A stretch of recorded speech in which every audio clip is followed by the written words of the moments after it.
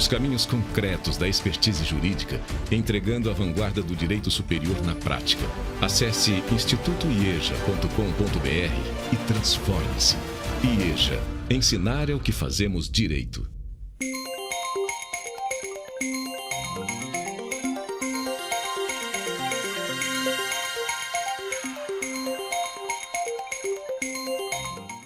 É um prazer estar aqui com vocês nessa sexta-feira, aqui pelo IEJA, nesse curso prático de Direito Eleitoral.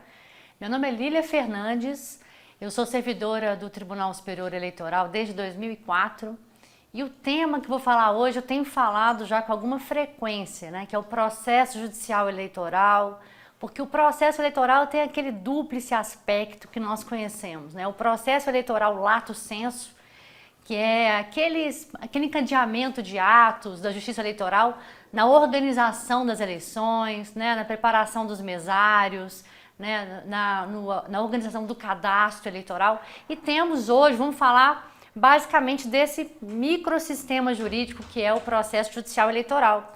E qual que é a grande dificuldade desse sistema?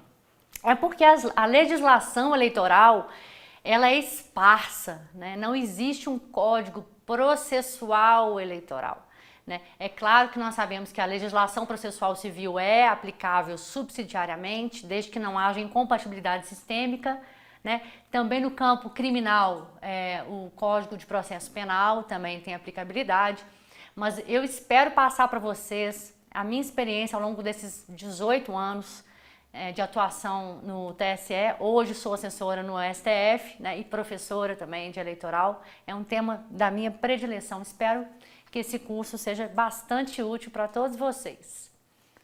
Bom, primeiramente contextualizando aqui né, o nosso tema, vamos falar um pouquinho da estrutura e da missão da Justiça Eleitoral brasileira, que ela tem um desenho, uma arquitetura jurídica muito peculiar, tá? Em outros países, o controle das eleições é atribuído a órgãos independentes, né? Ou então até mesmo a órgãos do Poder Executivo e do Poder Legislativo. Então, o sistema brasileiro é um sistema único, eu diria, porque ele agrega nesse órgão que é a Justiça Eleitoral vários poderes, o poder administrativo, o poder jurisdicional, né? Então, tem a questão consultiva também. Então, também tem um quadro de juízes e magistrados que não é um quadro permanente. Desde a primeira instância até a última instância, os juízes e ministros, né, são temporários e isso é muito bom para a nossa democracia, porque existe uma oxigenação nos quadros da justiça e também garante ainda mais a imparcialidade das decisões dos juízes e órgãos eleitorais. Então a gente vai falar do contencioso eleitoral, ações e recursos eleitorais e das implicações dessas ações na cassação do mandato, na validade dos votos. Quais serão as consequências de uma procedência de uma ação sancionatória eleitoral? Aí tem dúplice aspecto. Tem as consequências no pleito majoritário, as consequências no pleito proporcional, e a gente vai trazer esses aspectos para vocês. E vamos trazer também eleições em números. Bom, a Justiça Eleitoral brasileira integra a estrutura, então, do Poder Judiciário, nos termos do artigo 92, inciso 5º da Constituição Federal de 88, e constituindo os pilares da democracia do nosso país. Por ela será responsável por aspectos administrativos, desde a gestão do cadastro eleitoral, né, do Cadastro Nacional de Eleitores, até a expedição dos diplomas dos candidatos eleitos, pelos quais esses serão declarados aptos para a investidura dos mandatos. Então, vejamos vocês que a Justiça Eleitoral tem uma atuação desde lá do Cadastro Nacional de Eleitores, onde adquirimos o status de eleitor, a partir do qual podemos exercer a nossa capacidade eleitoral ativa de votar e passiva de disputarmos cargos eletivos.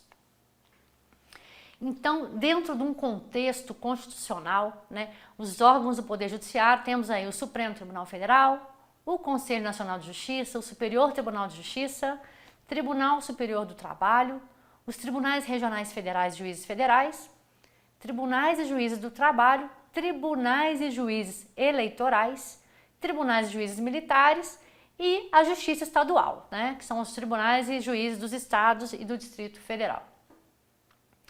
Bom, a missão, então, da Justiça Eleitoral, e isso vai se refletir também no processo judicial eleitoral, como a gente vai ver, os bens jurídicos que são tutelados nas ações eleitorais, é justamente garantir a legitimidade do poder outorgado aos representantes por meio do sufrágio.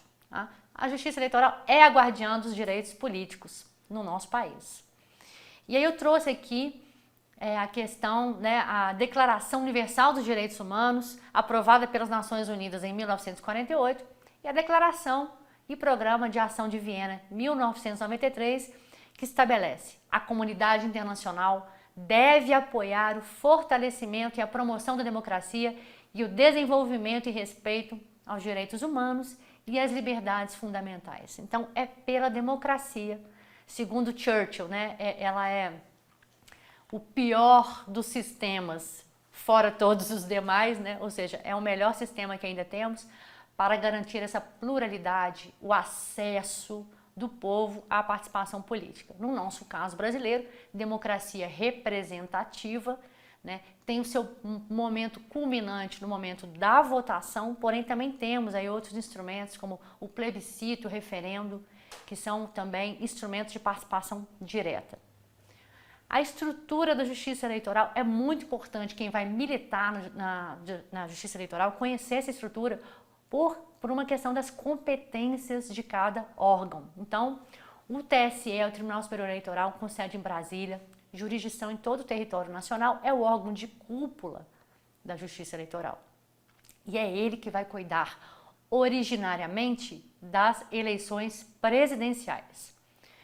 Temos 27 tribunais regionais eleitorais, um TRE em cada estado, né, e no Distrito Federal, também com essa jurisdição nos estados, e vão cuidar das eleições federais e estaduais. No caso de 2022, todo o processo de registro, todas as impugnações, todas as ações que dizem respeito às eleições federais e estaduais, deputado federal, estadual, senador, governador e vice, elas vão ter início nos TREs. Juízes eleitorais são os titulares das zonas eleitorais. Então, eles ficam nas zonas eleitorais. Temos aproximadamente 2.640 zonas eleitorais no Brasil. E os juízes eleitorais vão ser aqueles órgãos, né, responsáveis e competentes para gerenciar, num nível originário, todos os procedimentos e as ações das eleições municipais. Fixem, gravem isso, porque quem milita na Justiça Eleitoral precisa saber essas regras de competência. Também temos uma figura atípica na legislação eleitoral, que são os juízes auxiliares, que a gente chama de juízes da propaganda. Eles são previstos na Lei 9.504/97 e eles têm uma atuação temporária que vai desde o registro de candidatura até a diplomação dos candidatos eleitos e vão cuidar de todas as representações baseadas na Lei 9.504 de 97. Então, são designados aí por esse período, tá? Então, assim, representação por propaganda, direito de resposta, pesquisas eleitorais irregulares, condutas vedadas, captação ilícita de sufrágio, neste período serão da competência dos juízes e ministros auxiliares.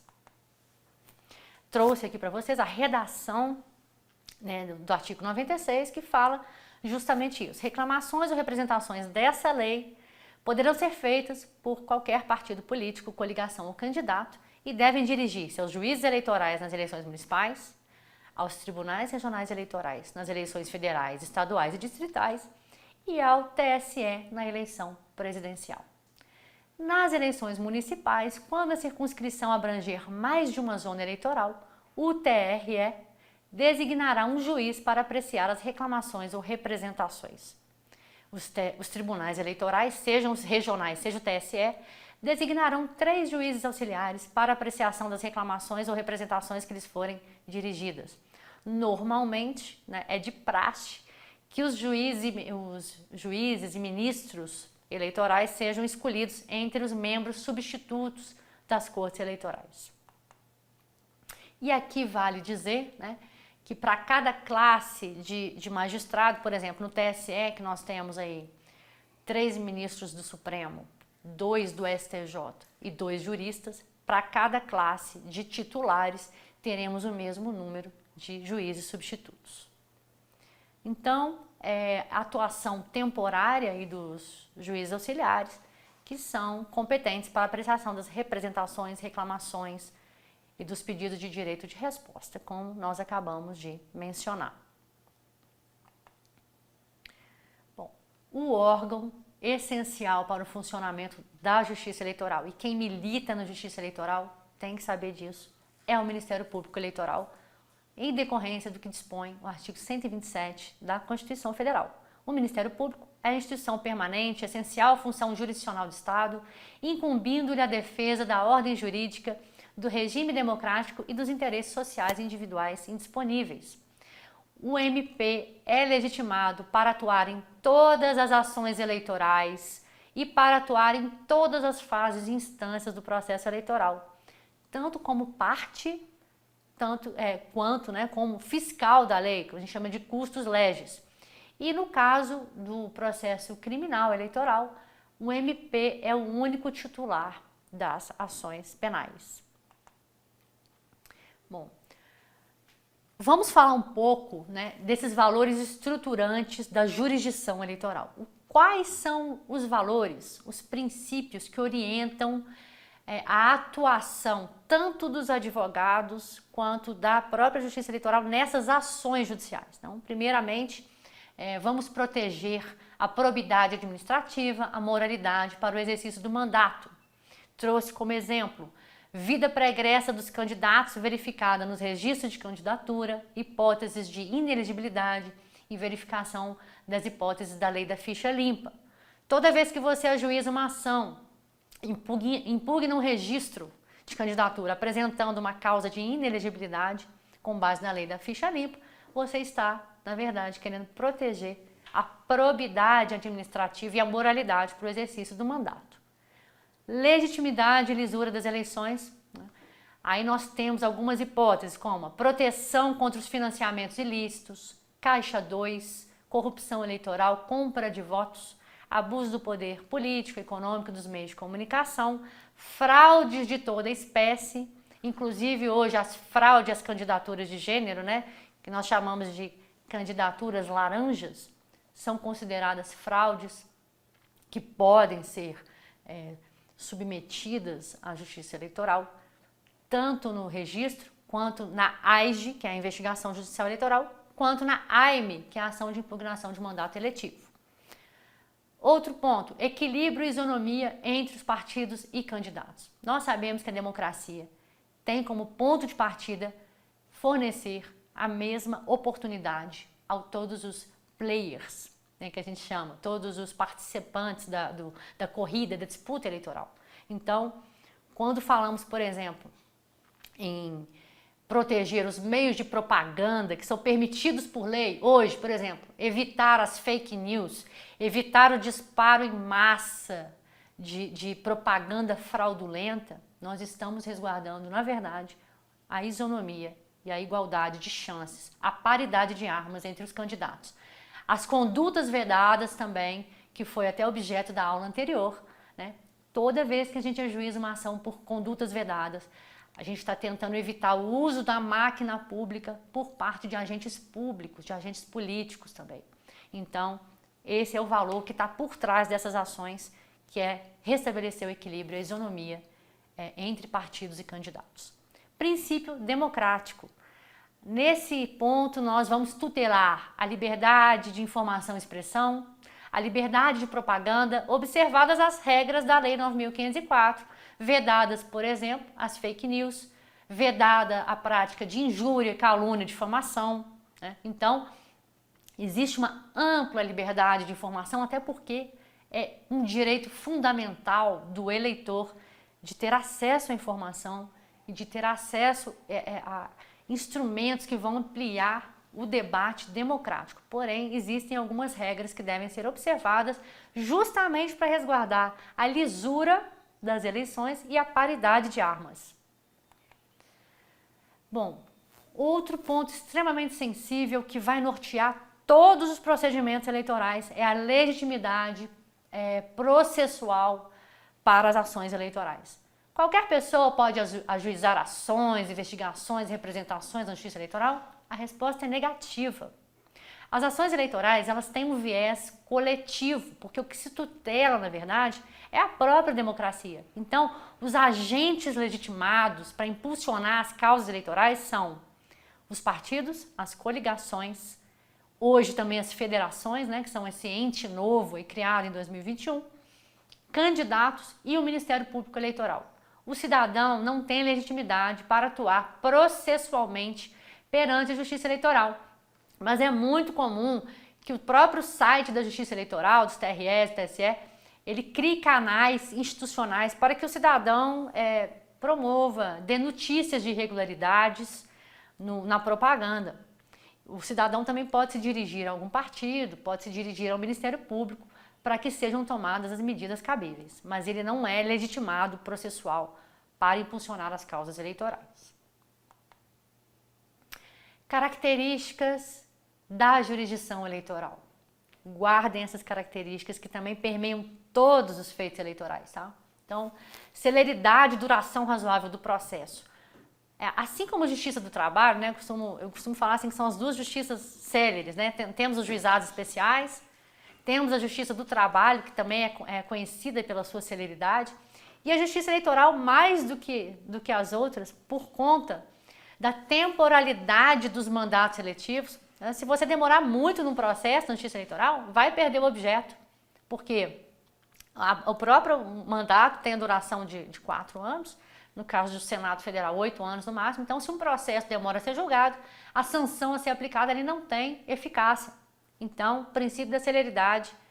E temos um artigo específico, que é o 97A da Lei 9.504, que estabelece um prazo máximo de 1 ano para o julgamento do processo que possa resultar na perda de mandato eletivo. E esse 1 ano, gente, é para a tramitação em todas as instâncias, tá certo? A gratuidade da Justiça Eleitoral. Não existem custas, honorários de sucumbência na Justiça Eleitoral, em decorrência do que dispõe o artigo 5º, inciso 77 da Constituição, estabelece a gratuidade das ações de habeas corpus, habeas data, na forma da lei, dos atos necessários ao exercício da cidadania. A garantia da gratuidade também está prevista na Lei 9265 de 96.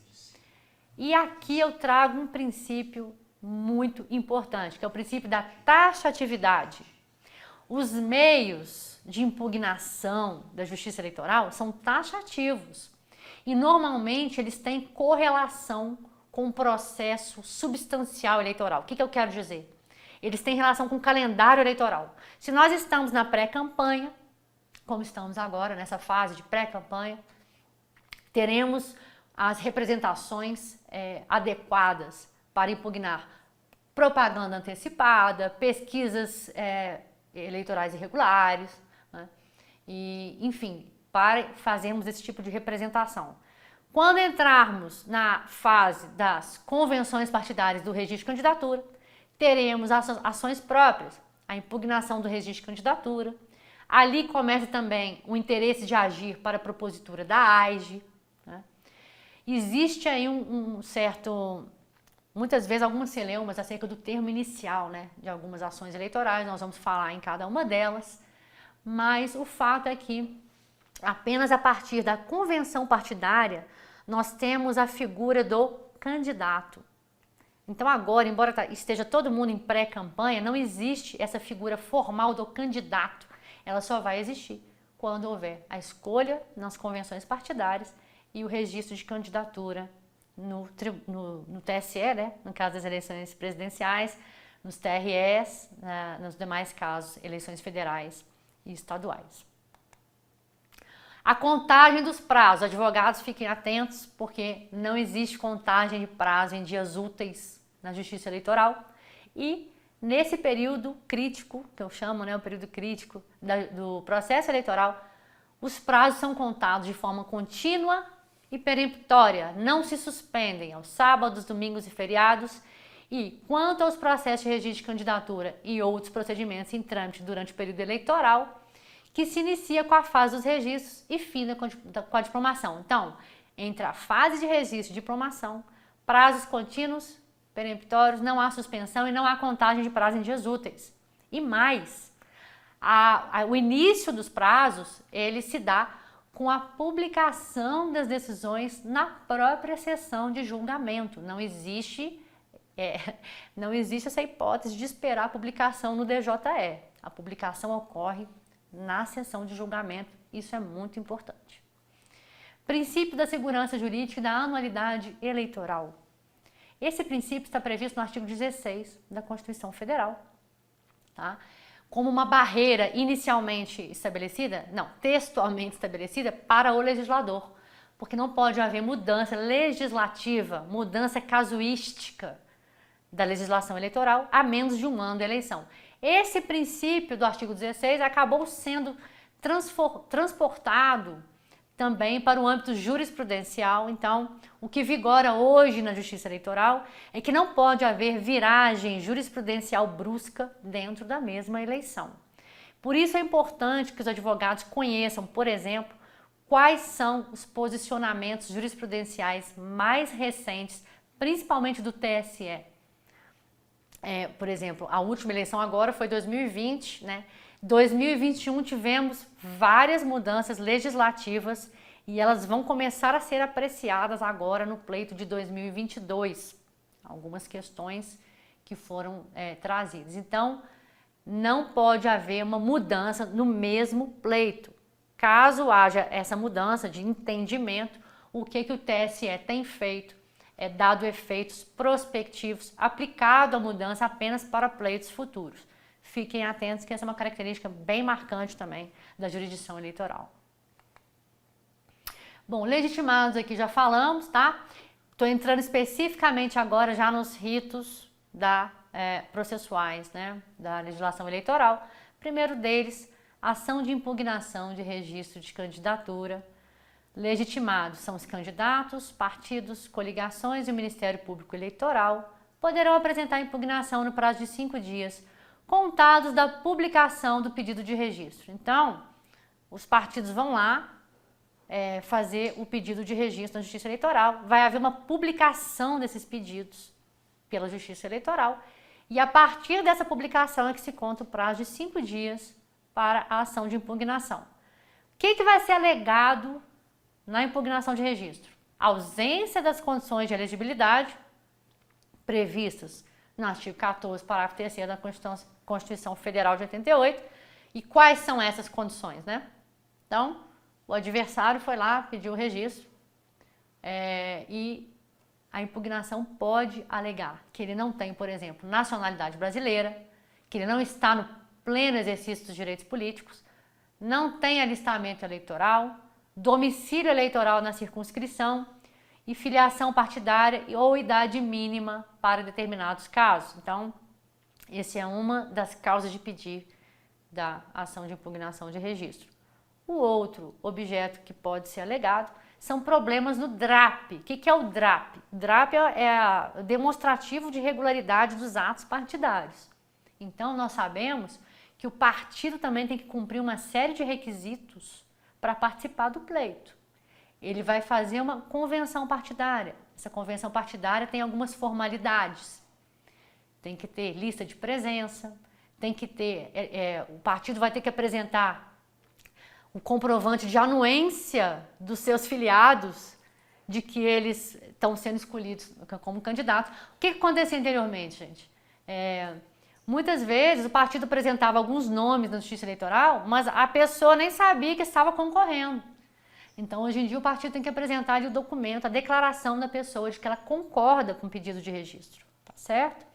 Outro problema aqui no DRAP, o partido não observou a cota de 30% da candidatura de gênero.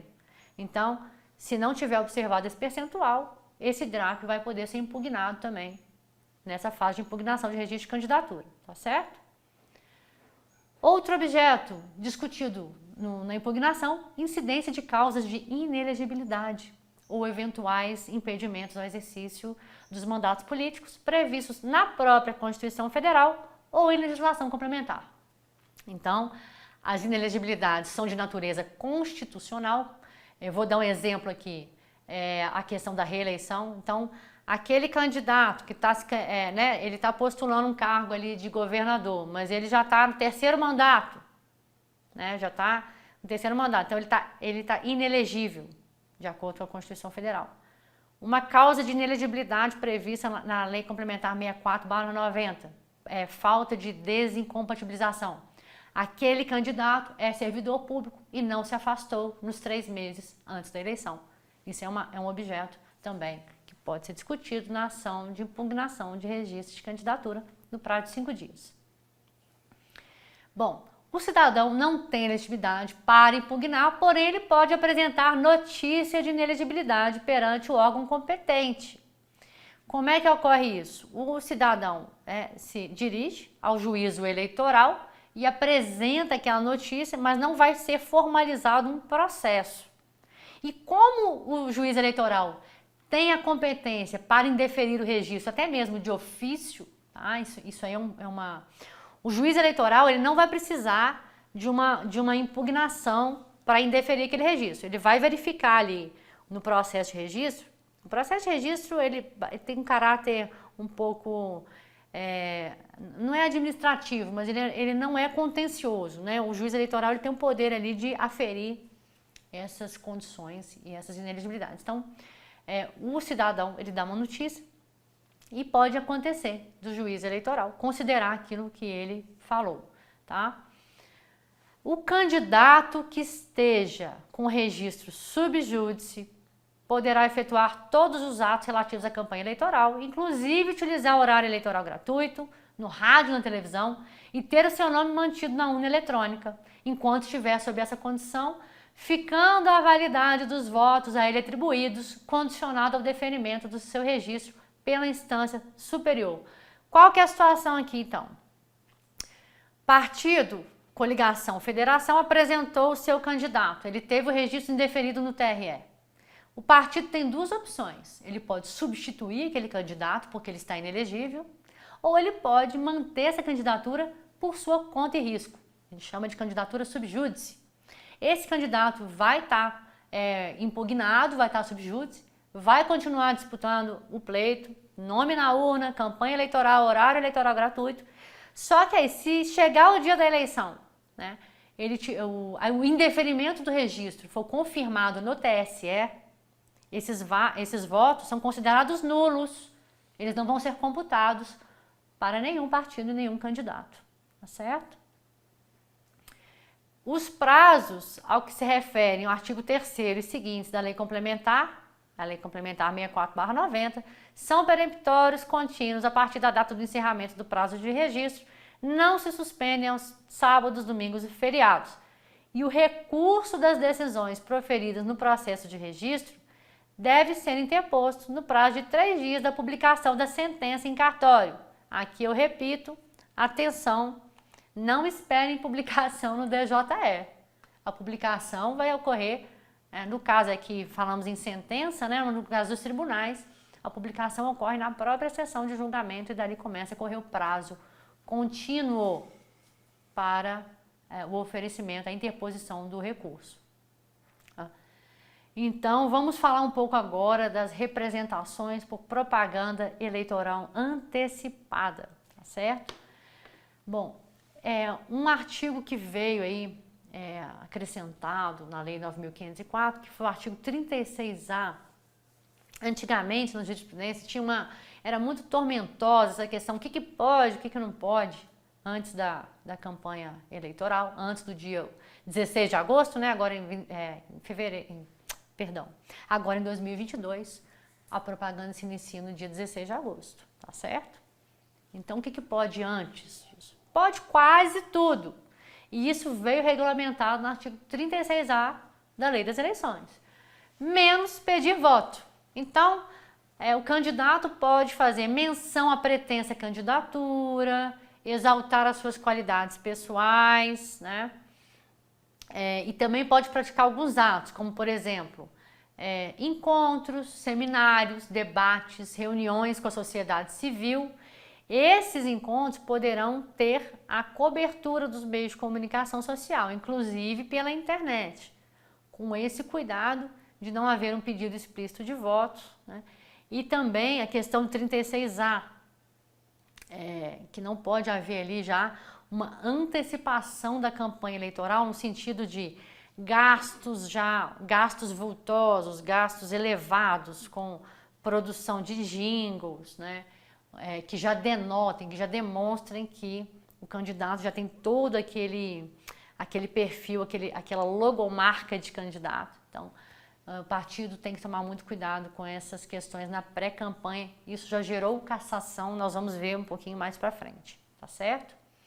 Então, o início da campanha eleitoral, 16 de agosto, e que é justamente após o registro de candidatura, que se encerra, né? O registro se encerra no dia 15 de agosto de 2022.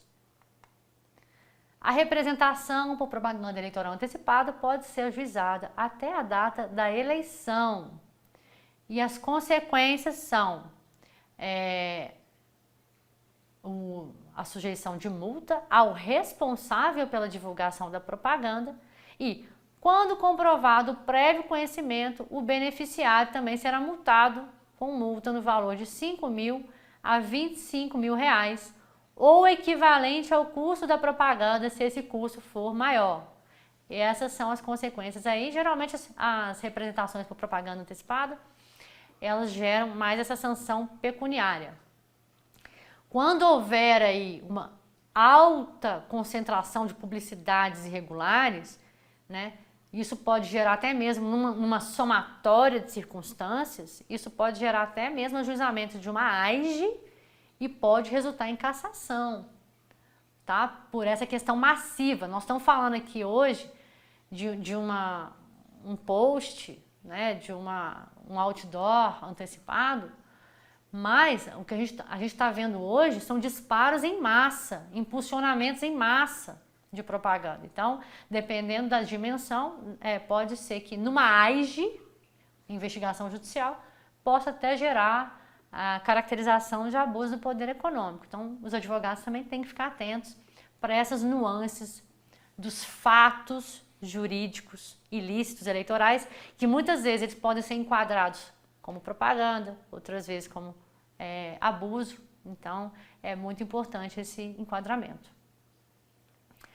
A realização da propaganda tem como princípios a liberdade de expressão e o direito à informação do eleitorado.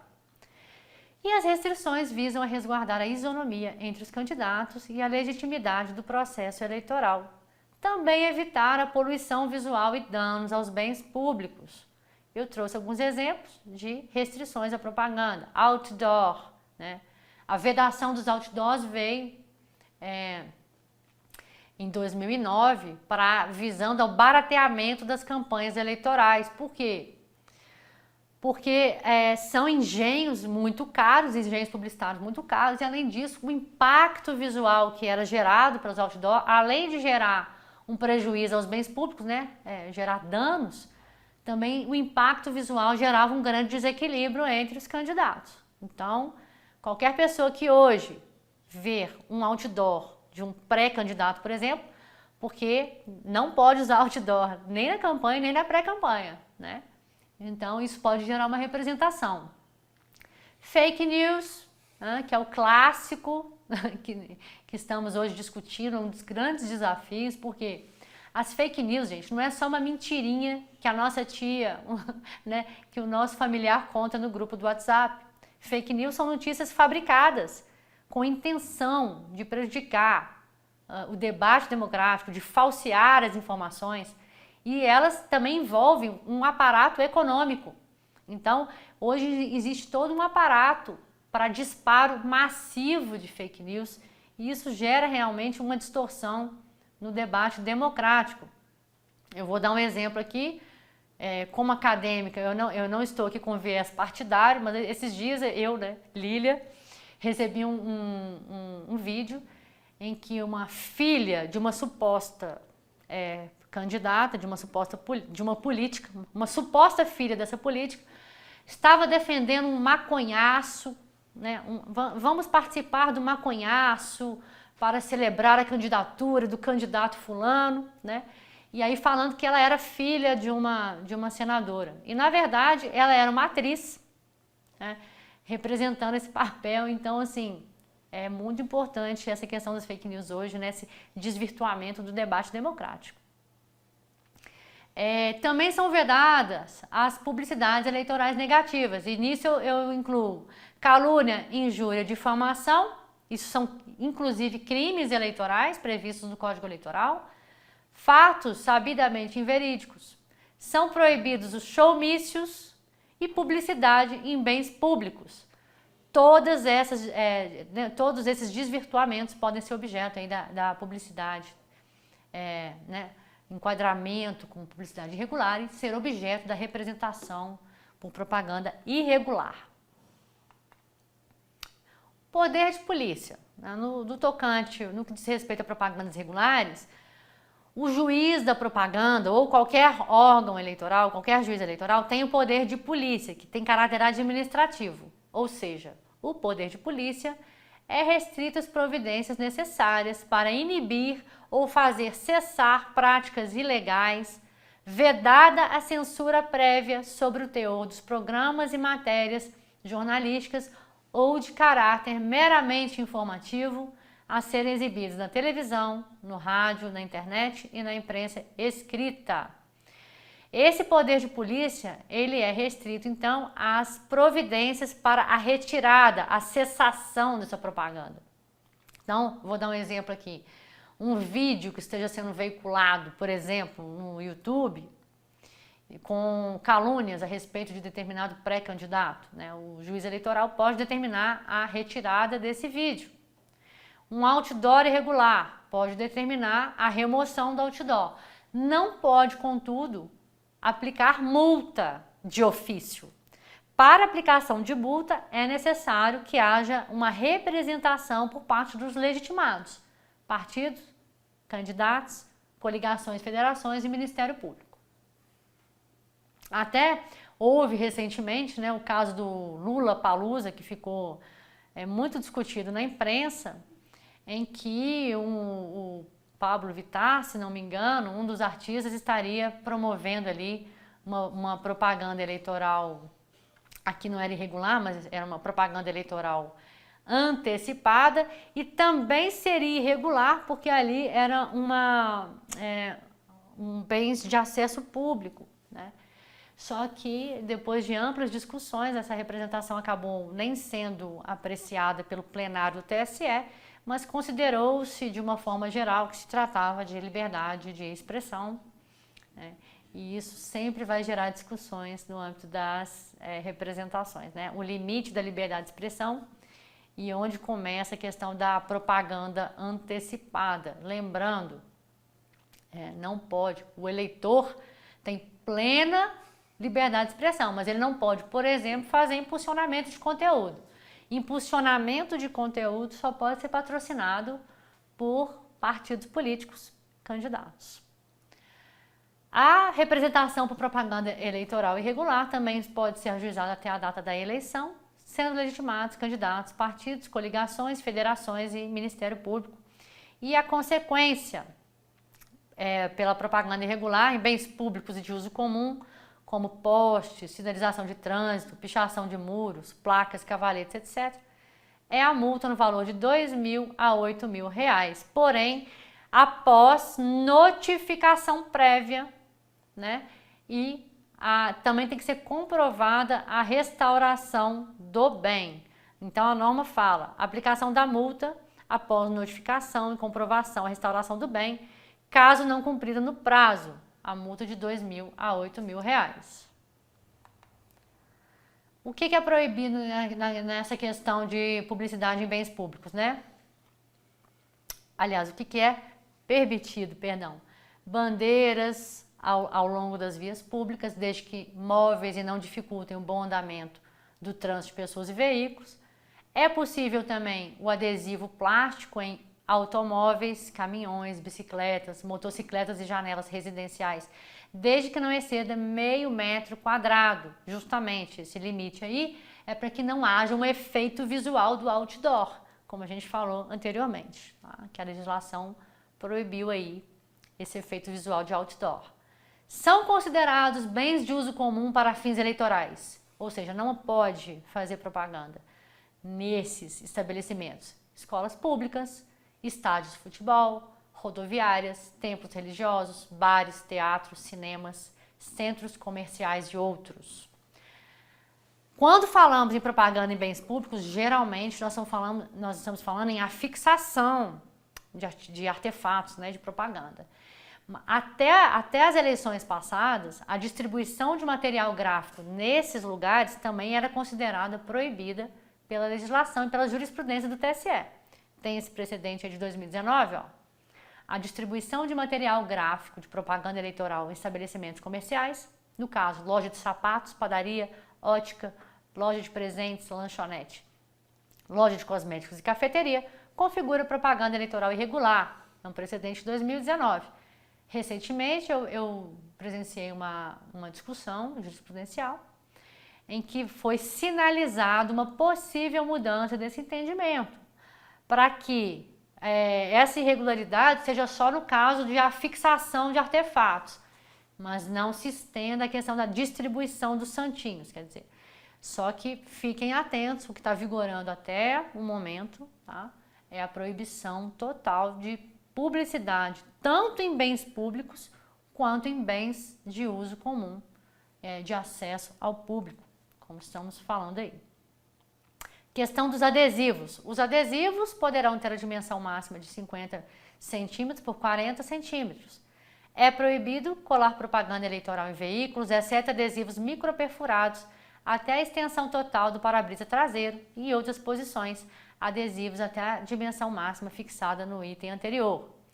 Outdoor, é vedada a propaganda eleitoral mediante outdoor, inclusive eletrônico, sujeitando-se à empresa responsável, vejam bem, a empresa responsável, partidos, coligações e os candidatos à imediata retirada do outdoor e ao pagamento da multa no valor de R$5.000 a R$15.000. A propaganda irregular na internet. A propaganda é permitida na internet, nos sítios, blogs, redes sociais, mensagens eletrônicas, desde que essas mensagens tenham possibilidade de descadastramento, tá? Aplicações na internet assemelhadas, cujo conteúdo seja gerado ou editado por candidatos, partidos ou coligações, qualquer pessoa natural, desde que não contrate um funcionamento de conteúdo. Então, ó, não existe propaganda paga na internet, nem mesmo por parte dos partidos e candidatos. O que é possível, o que é lícito, é o impulsionamento de conteúdo. O que é o impulsionamento de conteúdo? Você faz ali o seu post, né, a sua postagem, e tem um pagamento ali para que essa postagem atinja um número maior de usuários. Isso é possível aos partidos, candidatos, federações e coligações. A pessoa natural, nas suas redes, ela pode fazer propaganda no site dela, mas não pode contratar impulsionamento de conteúdo. As consequências por descumprimento, multa de 5 a 30 mil FIR ao responsável ou ao beneficiário ou ao beneficiário, caso seja comprovado o seu prévio conhecimento. Bom, segundo o artigo 57C da Lei das Eleições, é vedada qualquer tipo de propaganda eleitoral paga na internet, é situado o impulsionamento, desde que contratado por partidos, coligações e candidatos, seus representantes. Também é vedada a propaganda eleitoral na internet no site de pessoas jurídicas e nos sites oficiais, ou seja, nos sites da administração pública. Multa de 5 mil a 30 mil reais para o caso desse tipo de infração. Legitimidade, tá ficando até repetitivo, vou começar a pular, gente. A legitimidade sempre vai ser dos partidos, coligações e candidatos, Ministério Público, e evitar que o eleitor seja induzido a erro. Eu já estou falando aqui, tá, das representações por pesquisa eleitoral irregular. Estou abrindo aqui um tópico, vamos voltar um pouquinho aqui, tá? Esse tópico aqui, representação por pesquisa eleitoral irregular. A pesquisa eleitoral começa lá em 1º de janeiro, ela já é autorizada a realização de pesquisas, né? Então, as representações têm esse objetivo aí, evitar que o eleitor seja induzido a erro, porque o eleitor tem o que a gente chama de voto útil, né? Então, muitas vezes o eleitor não sabe em quem votar, ele vai votar no candidato mais bem avaliado nas pesquisas eleitorais. Então, elas têm uma grande influência sobre o eleitorado. Por isso que elas têm um rigor científico muito grande. Toda pesquisa eleitoral tem que ter um rigor estatístico, tem que ter um rigor científico, e ela exige o seu registro na Justiça Eleitoral. Caso isso seja descumprido, tem a representação própria até a data da eleição, e as consequências são a divulgação sem o prévio registro, sujeitos responsáveis à multa no valor de 50 mil a 100 mil UFIR. Além disso, né, a divulgação de pesquisa fraudulenta constitui crime eleitoral e pode também ser objeto de uma ação criminal eleitoral. Tá? As pesquisas devem seguir determinados padrões fixados na legislação. Por exemplo, quem contratou a pesquisa, quem pagou pela pesquisa, valor e origem dos recursos dispendidos no trabalho, ou seja, isso tem que estar na prestação de contas dos partidos e candidatos, prestem atenção, metodologia e período de realização da pesquisa, etc. Tá? E elas devem ser registradas até 5 dias antes da divulgação, registradas na Justiça Eleitoral. No que se refere à lesão ao bem jurídico, o tribunal, o TSE, já estabeleceu que, para que fique configurada a divulgação de pesquisa eleitoral sem o prévio registro da Justiça Eleitoral, nos termos do artigo 36, parágrafo 3º da Lei das Eleições, basta que tenha sido dirigida para conhecimento público, sendo irrelevante o número de pessoas alcançado pela divulgação e sua influência no equilíbrio da disputa eleitoral. Temos aqui também um caso em que foi julgada improcedente a representação. Isso é interessante esse caso. Em regra, todos aqueles que divulgam pesquisa de intenção de voto sem prévio registro na Justiça Eleitoral, inclusive os que replicam a pesquisa originalmente publicada por terceiro, estão sujeitos ao pagamento de multa nos termos do artigo 33, parágrafo 3º da Lei 9.504. Só que nesse caso, desse precedente que eu estou trazendo para vocês, que está aqui na tela, o caso teve outra solução, porque a recorrente replicou em sua rede social no Instagram conteúdo originalmente publicado pelo jornal Folha de São Paulo, que tem notória credibilidade, de modo que prevaleceu aí o critério, considerou-se a boa-fé de quem replicou aquela pesquisa irregular, aquela pesquisa falsa na sua rede social. Direito de resposta. Segundo previsto no artigo 58 da Lei 9.504 de 97, a partir da escolha dos candidatos em convenção, é assegurado o direito de resposta a candidato, partido ou coligação atingidos, ainda que de forma indireta, por conceito, imagem e afirmação caluniosa, difamatória, injuriosa ou sabidamente inverídica, difundidos por qualquer meio, qualquer veículo de comunicação social. E hoje em dia têm sido considerados meios de comunicação também os meios digitais, as redes sociais, o Instagram, o Twitter, o Facebook, o WhatsApp. Então, sempre que houver uma dessas hipóteses, é assegurado o direito de resposta. Nesse caso, a legitimidade vai ser diferente. A legitimidade para a representação vai ser do ofendido ou seu representante legal, que poderá pedir o exercício do direito de resposta à Justiça Eleitoral, seja qual for o meio pela qual tenha sido propagada a ofensa. Imprensa escrita, rádio, televisão, horário eleitoral gratuito ou na internet. E aí vamos ver os prazos para cada uma dessas hipóteses. Então, lembrando, como esse direito de resposta é assegurado a partir da escolha dos candidatos em convenção, caso haja alguma hipótese hoje, antes das convenções, de ofensas na pré-campanha, isso vai ser levado perante a justiça comum. Não podemos dizer que haverá ainda uma competência da Justiça Eleitoral. Estou dizendo isso por conta da interpretação literal do artigo 58, embora com o advento do artigo 36A, em que os atos de pré-campanha, que já são todos aí do interesse da Justiça Eleitoral, já estão acontecendo, eu não conheço um precedente e que tenha aceitado um direito de resposta antes do período da convenção, mas, em regra, o que vai acontecer é isso. Ofensas antes da convenção, que vão gerar um pedido de direito de resposta, seriam, em tese, na justiça comum, e após o período das convenções, competência da justiça eleitoral. Os prazos. Em órgão da imprensa escrita, o pedido deverá ser feito no prazo de 72 horas, a contar das 19 horas da data constante da edição em que foi veiculada a ofensa, salvo prova documental de que a circulação no domicílio do ofendido ocorreu após esse horário. Então, olha que o prazo é bem exíguo, bem curtinho, 72 horas. Se a ofensa ocorrer na programação normal das emissoras de rádio e televisão, prazo da representação, 48 horas, contado a partir da veiculação da ofensa. Se ocorrer no horário eleitoral gratuito, o pedido deverá ser feito no prazo de 24 horas, contado a partir da veiculação do programa. E se a ofensa ocorrer na internet, enquanto a ofensa estiver sendo veiculada ou no prazo de 72 horas contados da sua retirada. Então, a internet ela tem essa característica, né? Então, uma vez postado determinado conteúdo ofensivo, esse conteúdo permanece no ambiente virtual.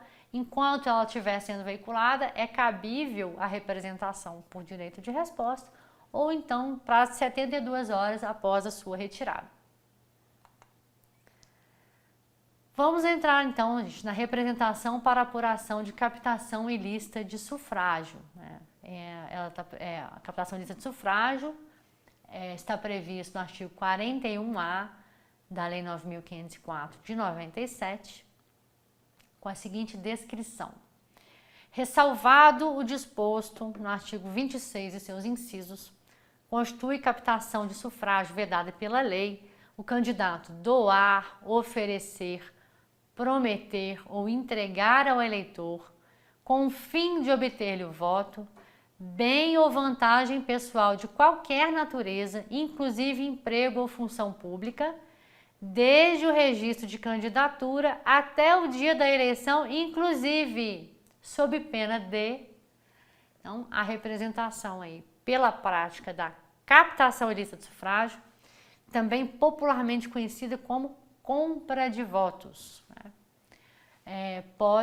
Tem que ter um desses núcleos aí e ela é cabível, né, a partir do registro da candidatura. Então, antes do registro, não tem interesse de agir, não vai haver a possibilidade do ajuizamento da representação pelo 41A e ela vai poder ser ajuizada, né? O ilícito, né, vai ter que ter ocorrido entre o registro e a data da eleição, tá? Sob pena de aplicação de multa de 1.000 a 50.000 FIR e penalidade cumulativa, cassação do registro ou do diploma, observado o procedimento previsto no artigo 22 da Lei Complementar 64/90.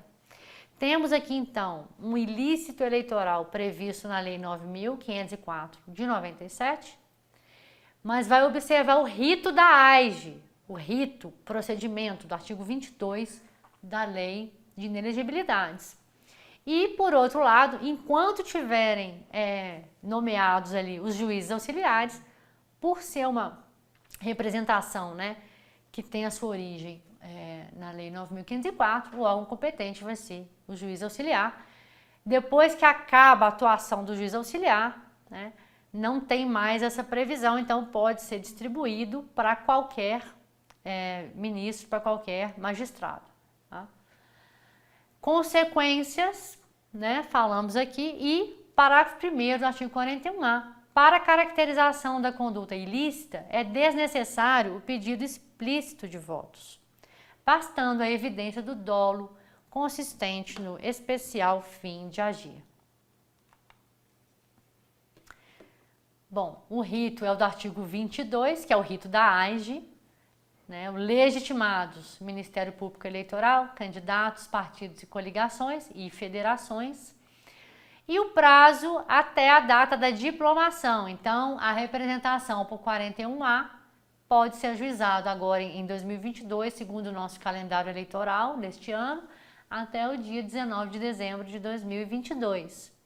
E temos como consequências a multa e a cassação do diploma do candidato, desde que comprovada sua participação ou anuência. Isso aqui é muito importante, porque quando o advogado for ajuizar essa representação, ele tem que demonstrar na petição inicial, né, que a compra de votos se deu ou pelo próprio candidato ou então com a sua participação ou anuência. Pode ser ali por um familiar, por um cabo eleitoral muito próximo, alguma conduta que aconteceu ali dentro do comitê eleitoral. Então, assim, tem que ter essa preocupação, porque senão também seria muito fácil.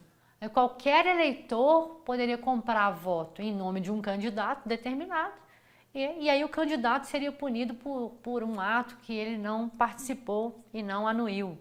Então, tem que ter apontar essa modalidade dessa forma, né? Indícios, provas e circunstâncias da participação ou anuência do candidato.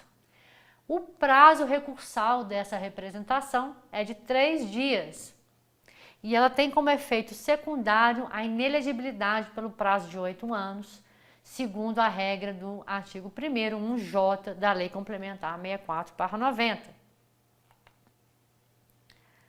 Outros apontamentos importantes dessa representação é que, para a caracterização do ilícito, a oferta deve ser determinada de modo a consubstanciar vantagem direta ao eleitor, não sendo suficiente a mera promessa genérica de vantagem.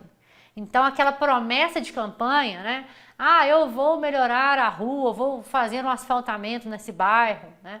Vou construir um hospital, uma clínica. Essas ofertas genéricas não caracterizam a captação ilícita de sufrágio. Tem que haver uma vantagem pessoal direcionada para determinado eleitor ou determinado grupo de eleitores.